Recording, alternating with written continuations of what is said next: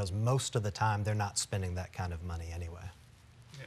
And Kyle brought up a good point in talking about the legislators saying, I guess, kind of the excuses that they come up with. One that I heard so often was that, you know, even if you come up with a cap, even if you come up with a ban, you're never going to stop it, which to me is also an offensive argument. Because my wife and I, when we first moved into our house in Southeast Atlanta, we were on a busy street. Cars came whizzing by, and we thought, once we start raising kids, we just can't have this. So we went around, we collected the petitions, we got a stop sign put up. Now, we haven't stopped every car from whizzing by. A few do run the stop sign. But what we've done is we've slowed most of it down, and we've set a standard that people can believe in. Right now, the legislative leadership will tell you, well, it's right there on the internet. Anybody can go and look at it and see it. I think under that philosophy, we might as well legalize bribery, just put it on the internet so everybody can see. Because this has actually become institutionalized bribery. So we need a new standard to say that we are wanting things handled differently. A $100 cap as opposed to completely unlimited is something that we absolutely need. Jay, you played a pretty monumental role in last time Georgia had significant ethics reform back in 1992 by doing a lot of what you did this time. Jay helped create basically the level of, or helped pass the level of transparency that we have. We can say one good thing about our laws is that it is pretty transparent. It does have to be reported, and you do have to find it. But can you talk a little bit about what you did in '92 and kind of the efforts that were wanted over there? Well, what happened in '92 was at the time, in the Georgia law, lobbyists didn't even have to report what they spent. And it was actually a revolutionary thought among Georgia legislators. Lobbyists are going to actually tell the public that they're spending all this money on me? Oh, no, we can't have that. It was a major battle. And some legislators served heroically. One in particular sacrificed his career, a very promising career, Ken Poston, who I think was talked to Common Cause a month ago. He sacrificed his career to get that law passed. It was, I just covered it. He actually did it, and others. But it took, what we did, we put the phone numbers of the legislators in the newspaper. People started calling. People started calling by the hundreds, and then they started calling by the thousands. And by the end of the final night of the session, I was down at the legislature. I don't tell this story often because it puts you, as a journalist, it's an odd situation to be in, but I'll tell you tonight. I'm standing there, and somebody from the Lieutenant Governor's office comes, taps me on the shoulder, says the Lieutenant Governor would like to see you. Normally I'm asking to talk to the Lieutenant Governor. Lieutenant Governor's not asking to talk to me. So I follow the aide, and we end up back in this very nice office that I've never seen before in my life and haven't seen since.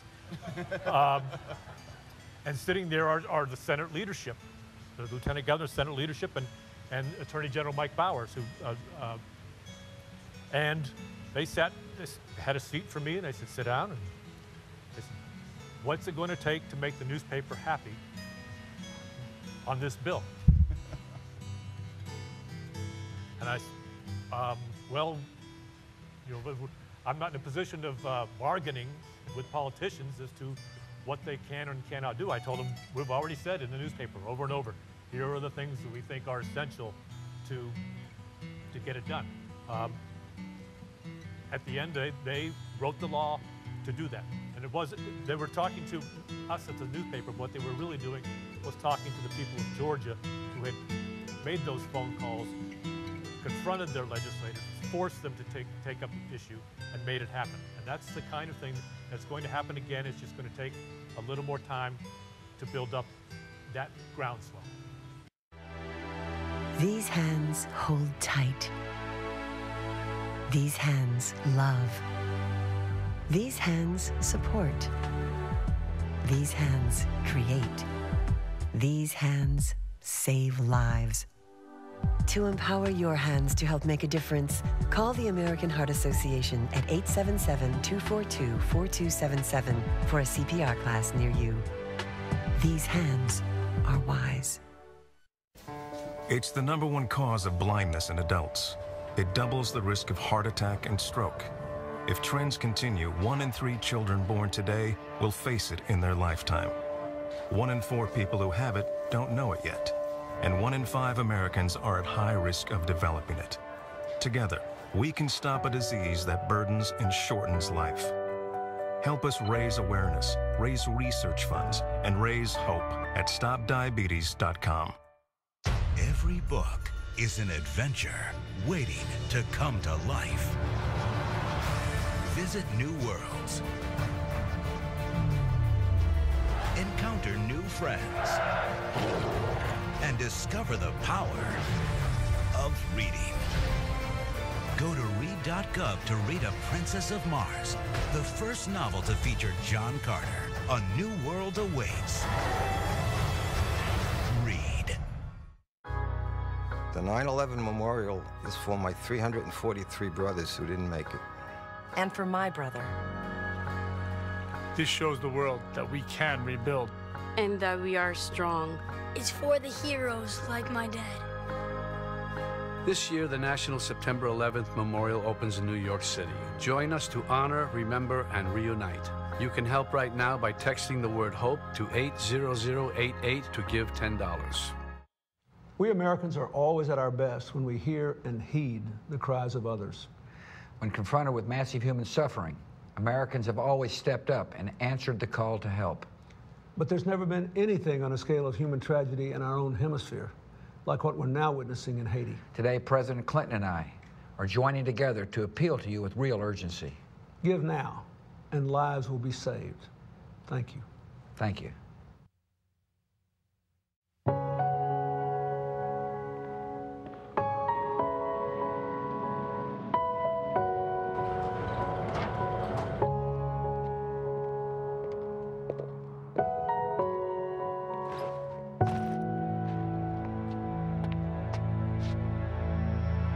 Welcome home, man.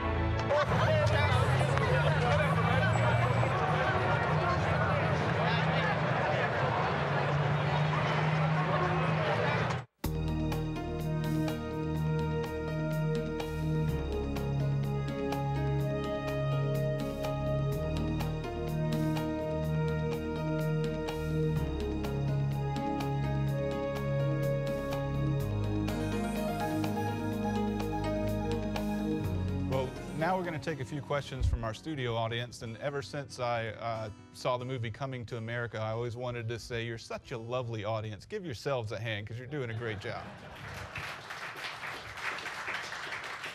I've been handed cards, and would be remiss if I didn't call on the man that came before me in this role. So the guy that led the way for some of the first reform efforts that Common Cause did, Bill Bozarth.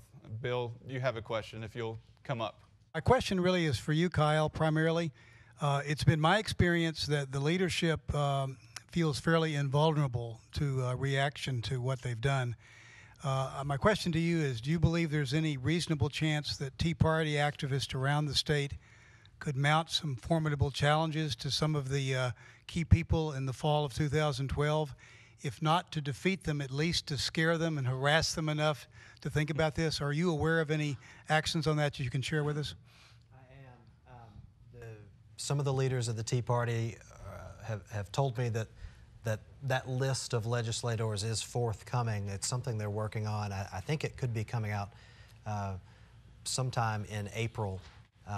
But the number that I've heard is somewhere between 12 and 15 incumbent members of the legislature are the ones that will be targeted. I don't have any names, and so without names and without numbers in terms of fundraising, it's hard to predict how much pressure could be put, and obviously on whom. But I do think that certainly the Tea Party and maybe some other groups across the state understand that is what it's going to take. It's going to take threatening the political careers, through the ballot box of legislators who are standing in the way of this, which is, as I was talking about earlier, it's a popular issue with voters. One of the things that happened in '92, which I got a great kick out of, was one of the legislators who fought the bill hardest. A fellow from North Georgia, who's now a lobbyist, by the way. He fought the bill tooth and nail. And after it passed over his bitter objections, he turned around and ran for re-election on the fact that he had helped pass that bill. So they understand that it's popular. The good news is that we wrote at the time, well, no, he did not, and he was defeated, which is how, again, how he ended up as a lobbyist. But they understand where the public is on this. They just don't think the public cares enough. Now, whether they're right or not is up to the public. Well, and speaking to that, you had the Majority Leader of the Senate, Chip Rogers, returning or refusing to accept gifts this year after in 2011 he was one of the top recipients of those lobbyist gifts in the legislature. And you had the Lieutenant Governor making pains to express in the final hours of the last day of the session, when an amendment to a particular bill proposing, the amendment would have proposed this cap on gifts, when he had to make a decision about whether he could allow that under the bill. He didn't allow it, but he made sure to talk about this as something that he would like to see happen. And so I encourage all of you to encourage him by calling his office, as Jay was talking about earlier, and making clear that he has the right political instincts on this one. But you also have to, what they say and what they do are often two different things. The Lieutenant Governor has spoken in public in support of this. He's mentioned repeatedly that as a state senator, he voted for this kind of thing when he knew it wouldn't pass. But as Lieutenant Governor, he also, when the bill came through his desk to assign it to a committee, he didn't assign it to the Senate Ethics Committee, which might hold a hearing on it and might build some groundswell. He buried it in the Senate Rules Committee. So while he's saying he supports it, it's a good thing, because that's good for his political future, and he knows that, what he does is he assigns it to a committee where he knows it's going to die. Well, that's a really good point, and just to make an appeal to both our audience, those here and at home, the greatest way to make this change is for people to get engaged in the issue. You think ethics reform, a cap on these lobbyist gifts, it's a no-brainer. But unfortunately, the politicians are able to rest on their laurels and know that everybody thinks it's a no-brainer, and they're not hearing from people on